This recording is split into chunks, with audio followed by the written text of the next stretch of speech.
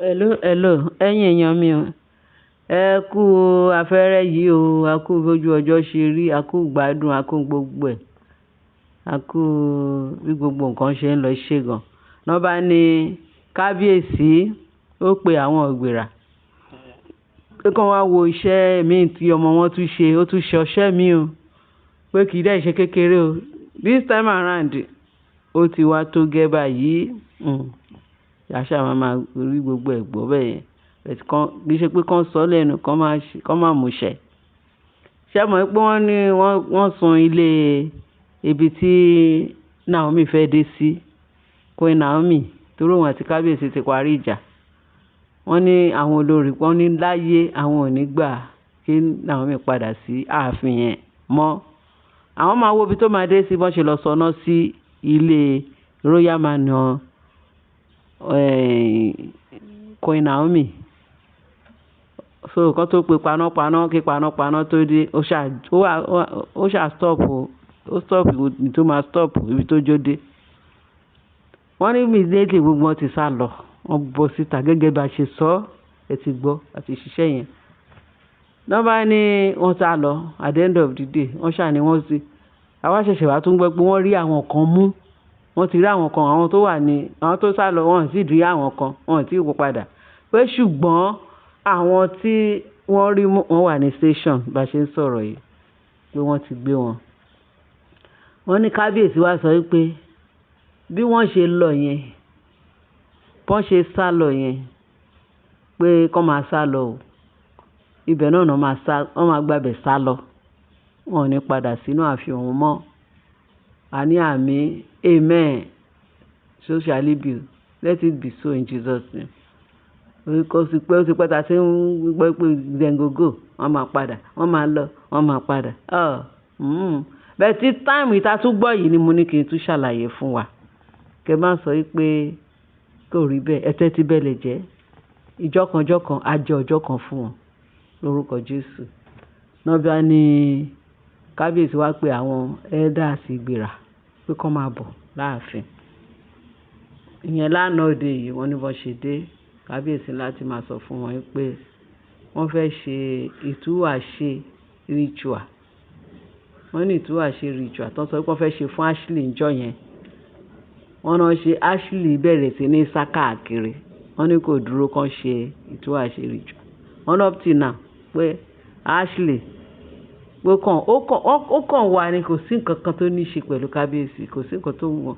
Wọ́n ní ṣe ló tún wá lọ gbé ìgbà ìyẹn tá Ashley o. Ó wá di because of wọ́n fẹ́ ṣe kinní kan ní ààfin níjọ́ yẹn. Wọ́n fẹ́ ṣe kinní kan, wọ́n fẹ́ ṣe òrìṣà kan àbí ṣé òrìṣà ni àbí ètùtù wọ́n ti celebration kan ṣáàtọ̀ máa ń ṣe ní every year. Ó wá jẹ́ celebration yẹn dẹ̀ kàn òun náà gbọ̀ngbọ̀n láti máa gbé ìgbà àwọn ìgbà tó máa ń gbé yẹn. Ṣé mọ̀ pé lórí ìṣà ni ó gbọ́dọ̀ anywhere tó bá ti ń ṣòrìṣà ó gbọ́dọ̀ wà ńbẹ̀. Díndín sí bẹ́ẹ̀ yẹn tó ń sọ òyìnbó bí ọ̀pẹ rẹ̀ tó kàwé kò lájú. Look at the situation tó wà. Ẹ̀yin èèyàn mi ó jèrè tó ṣẹlẹ̀ ń kẹjọ. Ó ti mọ̀ pé life òun ìwé tó kà kò wúlò fóun. Tó wáyé pé ó wúlò fún pẹ̀lú ẹni tó kàwé bẹ́ẹ̀ yẹn tó gboyè bẹ́ẹ̀ yẹn. Wọ́n máa sọ pé àwọn ti ka Cambridge. Wọ́n máa pe olórí Naomi ní a ní kò kàwé. Kò kàwé ọmọ yẹn dẹ̀ ibi tí ọmọ yẹn kàwé ó ti kàwé mọ́ wọn lára. Ó ti gboyè mọ́ wọn lára. Ó ti di olókìkí mọ́ wọn lára. Nǹkan tí ẹni tí Naomi mọ̀ nìkan ní ìlú yìí ní Nàìjíríà báwo tó mọ̀ ní gbogbo countries. Tó mọ̀ ní gbogbo countries. Even gan ní ìlú òyìnbó láyé yìí káṣá ní gbogbo ayé yìí. Ibi tí Naomi lè dé, Mariam ò lè débẹ̀, Ashley ò lè débẹ̀. Olórí ìtàn pè ní kí ló ń jẹ́ àwọn oníjọ̀gbọ̀n yẹn ni o tó ń sọ pé báwo ni ti Naomi ti jẹ́. Ìyẹn tó ń pè ní Tóbi àbí Tọ́pẹ́ àbí gbogbo all of them àbí Mama 70 ìyẹn olórí Rónkẹ́ Mama Rónkẹ́ àti tatu ni Elizabeth tó pè rẹ̀ ní medical doctor. Bọ́n ṣe fira wọn taka bọ́n ṣe fira tàràkà. medical doctor àwọn babaláwo ibẹ̀ ló ń ná. Wọ́n ní sìn pé lìtúrẹ́tì pé lè babaláwo ló wà ń ná sìn. Gbọ́ lẹ́nu ọjọ́ mẹ́ta ìtàn sọ pé ìyá ni pé wọ́n lọ ka mọ́nu shrine pẹ̀lú babaláwo pẹ̀lú fọ́tò Naomi lọ́wọ́. Recently ni ò ní ààfin tún ni ọ̀ nínú shrine kan tó wà láàfin ló bá pe babaláwo wọnú bẹ̀. Rí pé ayé ẹ̀ ti ta, ayé wọn ti bàjẹ́. Yẹ́rí pé rádaràdá bá wọn nítorí pé wọn ò fi Naomi lọ́rùn sílẹ̀. Àfi ṣẹ́rí kọ́ dé ìrójútu ayé wọn bó ṣe wà yẹn. Àfi tó bá mú ọ̀rọ̀ Naomi kúrò ní mẹ́mórì wọn, kọ́ mú kúrò nínú ayé wọn, kọ́ mú kúrò nínú gbogbo èrò wọn, kọ́ yé ṣèbàjẹ́, kọ́ yé lépa Naomi síbi wọn. Ó tán kọ́ sórí rẹ̀ rí pé láìfù wọn ò lè ṣàkíyèsí pé láìfù wọn máa ń tàràkà lélẹ̀. Àti tó pé rẹ̀ ló kóhùn níbi lọ ní àgbogbo láìfù wọn kò tiẹ̀ nọ́mà mọ́. Pẹ̀lú bó ṣe kàwé bó ṣe ṣe gbogbo ẹ̀ tó yẹ kọ́ gbìrẹ̀gẹ̀ jìgẹ̀ nínú Nàìjíríà àbí ní everywhere wọn ò mọ̀ wọn o. Wọ́n kàwé bí aláìkàwé, wọ́n fẹ́ olówó bí aláìlówó, wọ́n ní olówó wọ́n ní owó wọn ò tún bí ìgbà sí tálíkà gan tí èyí dájú wọn lọ kéèyàn máa lọ́nà ilé babaláwo. Kí ni babaláwo fẹ́ fún yàn? Ẹnu kí babaláwo kó bá àwọn obìnrin yẹn tó máa ń ṣe tó ń lọ sílé aláwọ̀ wọ́n sọ àṣírí àwọn babaláwo wọ́n máa ń bá wọn sùn. Wọ́n ní àgàgà rẹ̀ tó bá sọ pé irú àwọn olórí wọ̀nyẹn tó máa ń sọ fún wọn tó pera wọn lólórí láàfin tó lọ ń ná ilé babaláwo káàkiri gbogbo ìbàjẹ́ kún ọwọ́ wọn. Wọ́n ní àwọn babaláwo máa ń bá àwọn obìnrin yẹn sùn dáadáa ní mọ̀nà káwọn máa ń bá wọn ṣe àṣemáṣe kó tó ṣe olófẹ́ nífẹ̀ẹ́ ọkọ ẹ̀. Àwọn kọ́kọ́ máa kọ́kọ́ fún ẹ ní nǹkan tó máa fi nífẹ̀ẹ́ àwọn tó máa kọ́kọ́ tẹ́ra wọn lọ́rùn lára àwọn obìnrin yẹn kó tó fún wọn ní gbẹ̀tùgbẹ̀tù pé kán lọ ṣe fọ́nkọ wọn. Bàìsí táwọn tó máa dé ọ̀dọ̀ ọkọ wọn kí ní oògùn yíyan ò ní ṣiṣẹ́.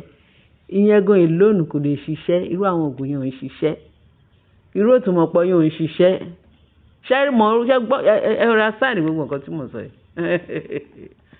Nọ́mbà ní kábíyèsí ní Mariam òun ti dé òpin sinimá pẹ̀lú ẹ̀ pé kọ́ máa bọ́n fẹ́ ṣe ètò àṣẹ ritual fún olúkálùkù máa lọ ńlọ ẹ̀ pé ọ̀rọ̀ Mariam pé ó ti di kí ló ń jẹ́ the end òpin sinimá. Ẹ jẹ́ àṣẹ bẹ́yẹn wọ́n tó ti di the end òpin sinimá fún Mariam Anako. Wọ́n ní káwọn ẹbí ẹ̀ wá àwọn ẹbí ẹ̀ kẹ̀dẹ̀ rèé. Wọ́n ní bọ́ ṣe wá dé kábíyèsí ni nǹkan tó ń fi pè yín ni pé ẹ fún mi ní owó mi tí mo san fún lórí owó orí tí mo san fún yín owó orí Mariam tí mo san fún yín kẹ̀dá padà fún mi. Wọ́n ní that is the major kíní tó fi pè yín. Àná ó lè máa ṣe ètò àṣẹ ritual fún wọ́n ní ṣe ni àwọn pípì yẹn wọ́n ló sún wọn ó rẹ̀ wọ́n kábíyèsí sọ gbogbo everything wọ́n fi ilé tán lọ sùn ná wọ́n lọ ṣe ríngìdì dídá àwọn ọ̀dẹ̀ ní Ashley àti Mariam pé díàfọ̀ ó ti tó gẹ́ o pé kò sí àní-àní wọ́n wá ní kò burú pé kọ́ máì tí ṣe ètò àṣẹ yẹn báwọn wà láàfin títí kí kábíyèsí jẹ́ kí Mariam ó dà pé Mariam wà nú àwọn tí wọ́n arrest sí station. Wọ́n ní àwọn family wọn wà ní àwọn ìgbìrà tọ́tọ́ pé kí Naomi dé kí Mariam dé láti ibi tán arrest ẹ̀ lọ kán tó bẹ̀rẹ̀ ètò àṣẹ. Kábíyèsí ní ìyẹn ò disturb òun ìyẹn ò ní kóun má ṣe nǹkan pẹ̀lú wọ́n fẹ́ kẹ́yìn nìkan kí wá fi ojú yín lóúnjẹ kí wá wo nǹkan tí itú tán pa sí kíní tán ṣe that is royal manor tán sùn ná so that is just it o. So ẹ̀yin èèyàn mi wọ́n ní ẹ gbàdúrà pé kó ṣeé ṣe fún kábíyèsí Ọlọ́run dẹ̀ máa bá a lọ́wọ́ sí i. Wọ́n ní ìjẹ́rìí èèyàn ní ìjẹ́rìí Ọlọ́run ìjẹ́rìí ayé ní ìjẹ́rìí ọ̀run bó ṣe máa wà ní. Ẹ̀yin èèyàn mo ní kí n sáré gbé wá sí tí gbọ́ wa ètò bá kù wá tó máa mọ́ wá fún yín ṣe ti gbọ́ ẹ ṣe gan ẹ má bínú ẹ kó àìbínú pé ṣé news àwọn pípù yìí ṣá fake táwọn pípù yìí ṣe wọ́n sọ bẹ́ẹ̀ kì í ṣàwa ní àwọn ò ṣe fake o bẹ́ẹ̀ tí kò tá a gbọ́ òun ni ká gbé sí yín létí òun la ṣe ní a gbọ́dọ̀ jẹ́ kẹ́ ẹ mọ bó ṣe ń lọ. ṣé mo mọ̀ nǹkan tẹ́ mìíní pé ṣé ọ̀rọ̀ yìí ṣá àwọn kan ti ń sọ wọ́n ní kábíyèsí bí kábíyèsí bá sọ̀rọ̀ báyìí pé wọ́n ní kò mọ̀ṣẹ́ wọ́n ní kò múṣẹ but this time around lágbára Kristi Ọlọ́run bá fàṣẹ sí ó gbọ́dọ̀ múṣẹ o wọ́n ní Ọbásanjọ́ mo yìí máa sọ ti bàbá Ọbásanjọ́ tó ń sọ pé bàbá Ọbásanjọ́ mo kàn fẹ́ yán ilé fún yín mo yìí máa sọ òkòkòdù ẹ̀ wọ́n ní bàbá Ọbásanjọ́ sọ pé tí nǹkan kan bá ṣe Naomi kábíyèsí òun nìkan kan pé òun jẹ́ òun lòun máa kéré jù òun lòun ní agbára kékeré jù nínú gbogbo nǹkan tí wọ́n fẹ́ fèsì kábíyèsí tí nǹkan kan bá ṣe Naomi torí gbogbo bí kábíyèsí ṣe mú àwọn olórí tó wà láàfin yẹn yọ̀bọ̀yọ̀bọ̀ tó ń fìyà jẹ Naomi pé nǹkan kan gbọdọ̀ ṣe Naomi bàbá Ọbásanjọ́ ti kìlọ̀ fún bàbá kábíyèsí ó ti kìlọ̀ fún kábíyèsí tí kábíyèsí ò bá wá nǹkan ṣe sí this time around pàálé ní pàálọ́la lójú yẹn bá lọ fọ́ kábíyèsí wọ́n ní bàbá Ọbásanjọ́ ti kìlọ̀ fún ẹ jẹ́ ká fi mọ́ bẹ́ẹ̀ ẹ bá mi share ẹ bá mi like ẹ dẹ́ máa ẹ bá mi subscribe ẹ bá mi fi tó kù sí comment section Ọlọ́run á nífẹ̀ẹ́ yín o tẹ́ bá mi bẹ́ẹ̀ ṣe nífẹ̀ẹ́ mi lágbára ẹ̀jẹ̀ Jésù ikú ò ní jí wa parun ní sọ wá lọ́jọ́ agbára Ọlọ́run máa wà pẹ̀lú wa agbára Ọlọ́run yóò wá ṣídìbò wa Jésù Kristi Olúwa wa àmín ẹ ṣé gan bye.